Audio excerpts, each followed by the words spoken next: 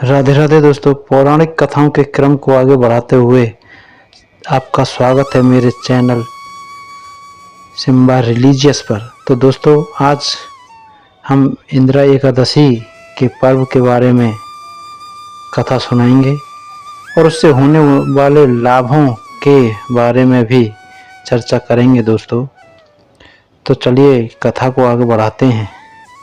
इंदिरा एकादशी यानी पितृपक्ष की एकादशी बहुत खास है। इस दिन कुछ विशेष काम करने से 7 पीढ़ियों के पितृ तृप्त हो जाते हैं। घर में कभी धन, अन्न, सुख की कमी नहीं होती।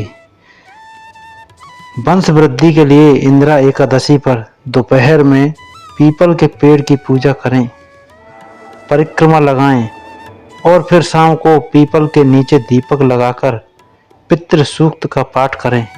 कहते हैं इससे संतान प्राप्त होने में कोई परेशानी नहीं होती। शास्त्रों के अनुसार इंदिरा एकादशी पर गया में नदी किनारे तर्पण करने से 7 पीढ़ियों के पितृ संतुष्ट हो जाते हैं। इसके साथ ही सभी के सभी पितृ दोष भी समाप्त हो जाते हैं। अगर दोस्तों आपको दरिद्रता से मुक्ति पाना है तो इंदिरा एकादशी के दिन घर में विष्णु सहस्त्र नाम का पाठ करें। कहते हैं इससे परिवार में क्लेश नहीं होते, संपत्ति के कार्य में सफलता मिलती है। और दोस्तों, अगर आपको वैवाहिक जीवन में तनाव रहता है, पति पत्नी के बीच झगड़े होते रहते हैं, तो इंदिरा एकादशी पर पीला अनाज, फल मंदिर में दान दें।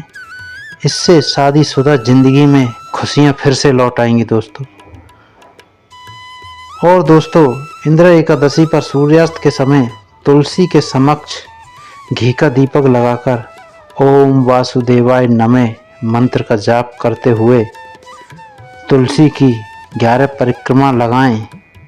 मान्यता है इससे सौभाग्य में वृद्धि होती है, घर में सुख शांति का माहौल बना रहता है। दोस्तों, कल के दिन इंदिरा एकादशी है। उस दिन के ऊपर जो कहानी है उसके बारे में अब आगे चर्चा करते हैं दोस्तों। कथा अगर पसंद आए तो लाइक शेयर सब्सक्राइब करना नहीं भूलें। जो इस प्रकार है। इंदिरा एकादशी का व्रत हर साल अश्विन माह के कृष्ण पक्ष की एकादशी तिथि के दिन रखा जाता है। इस दिन भगवान विष्णु और माता पार्वती की पूजा की जाती है। यह एकादशी पितृपक्ष में आती है, इसलिए इसका महत्व और अधिक बढ़ जाता है। तो इसके ऊपर जो कथा है वो सुनिए। पूर्व काल की बात है। सतयुग में इंद्रसेन नाम से विख्यात राजकुमार थे, जो अब महिष्मतीपुरी के राजा होकर धर्मपूर्वक प्रजा का पालन करते थे। उनका यश सब ओर फैल चुका था। राजा इंद्रसेन भगवान विष्णु की भक्ति में तत्पर हो गोविंद के मोक्षदायक नामों का जाप करते हुए समय व्यतीत करते थे और विधि पूर्वक अध्यात्म तत्व के चिंतन में लगे रहते थे। एक दिन राजा राजसभा में सुखपूर्वक बैठे थे। इतने में ही देवर्षि नारद आकाश से उतरकर वहां आ पहुंचे। उन्हें आया देख राजा हाथ जोड़कर खड़े हो गए और विधि पूर्वक पूजन करके उन्हें आसन पर बिठाया। इसके बाद वे इस प्रकार बोले, मुनि श्रेष्ठ, आपकी कृपा से मेरा सर्वथा कुशल है। आज आपके दर्शन से मेरी संपूर्ण यज्ञ क्रिया सफल हो गईं। देवर्षि, अपने आगमन का कारण बताकर मुझ पर कृपा करें। नारद जी ने कहा, नृपश्रेष्ठ सुनो, मेरी बात तुम्हें आश्चर्य में डालने वाली है।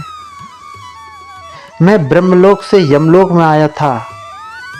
वहां एक श्रेष्ठ आसन पर बैठा और यमराज ने मेरी भक्ति पूर्वक पूजा की। उस समय यमराज की सभा में मैंने तुम्हारे पिता को भी देखा। वे व्रत भंग के दोष से वहां आए थे। राजन, उन्होंने मुझसे कहने के लिए एक संदेश दिया है। उन्होंने तुमसे कहने के लिए एक संदेश दिया है, उसे सुनो। उन्होंने कहा है, बेटा मुझे इंदिरा के व्रत का पुण्य देकर स्वर्ग में भेजो। उनका यह संदेश लेकर मैं तुम्हारे पास आया हूँ। राजन, अपने पिता को स्वर्गलोक की प्राप्ति कराने के लिए इंदिरा एकादशी का व्रत करो। राजा ने पूछा, भगवान कृपा करके इंदिरा का व्रत बताइए, किस पक्ष में, किस तिथि को और किस विधि से उसका व्रत करना चाहिए। तो नारद जी बोले, राजेंद्र सुनो, मैं तुम्हें इस सर्वतक कुशल व्रत की शुभकारक विधि बतलाता हूँ। अश्विन मास के कृष्ण पक्ष में दशमी के दिन, अश्विन मास में कृष्ण पक्ष में दशमी के उत्तम दिन को श्रद्धा पूर्वक चित्त से प्रातःकाल स्नान करें। फिर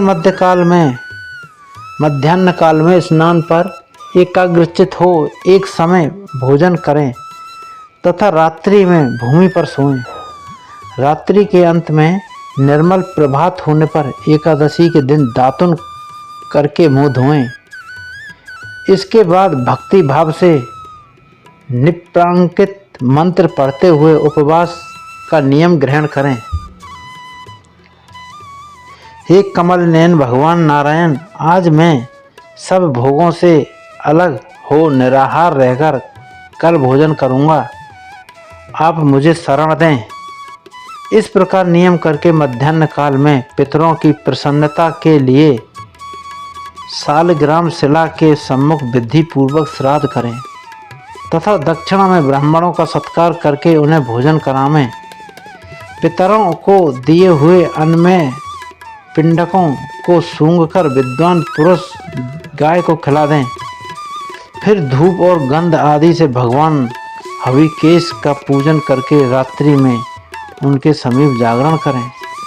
तत्पश्चात सवेरा होने पर द्वादशी के दिन पुनः भक्तिपूर्वक श्री हरि विष्णु की पूजा करें।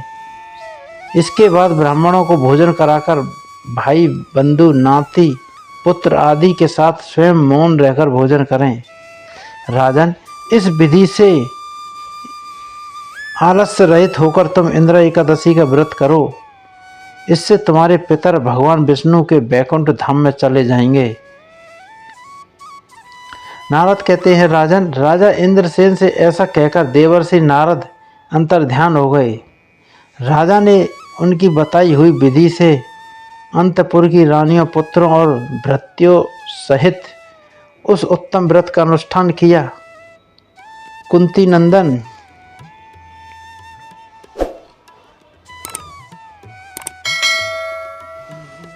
व्रत पूर्ण होने पर आकाश से फूलों की वर्षा होने लगी। इंद्रसेन के पिता गरुड़ पर आरूढ़ होकर विष्णु धाम को चले गए और राजश्री इंद्रसेन भी अकंटक राज्य का उपभोग करके अपने पुत्र को राज्य पर बिठाकर स्वयं स्वर्गलोक को गए। इस प्रकार मैंने तुम्हारे सामने इंदिरा व्रत के महत्व का वर्णन किया है। इसको पढ़ने और सुनने से मनुष्य सब पापों से मुक्त हो जाता है। तो दोस्तों, कैसी लगी आपको आज की कथा पसंद आई हो तो लाइक शेयर सब्सक्राइब करना नहीं भूलें दोस्तों। जय जय श्री राधे।